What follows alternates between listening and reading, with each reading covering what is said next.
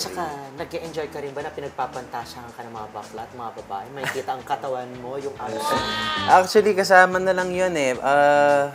Hindi ko na iniisip yung mga gano'n. Basta gawin mo lang yung trabaho mo and everything comes with that. Alam mo yun?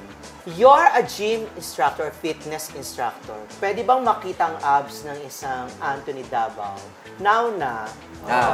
Pwede naman. Should I stand up or? Yes! Okay, sige. Kasi hindi naman tayo, ayan, ako, oh my gosh! Wow. Patingin nga, grabe. Grabe, oh. Ilang packs yan? 1, 2, 3, 4, 5, 6. Grabe ang packs. Tapos pati nga, parang ang sarap naman ng tete nito. Grabe ka, sobra. Nakakaloka. Ngayon ako nakakita ng solid na. Ang alam ko na kasi na may ganyan si Chad. Chad. Oo, si Chad, di ba? Ah, Kapong Viva Max din, yes, di ba? yes.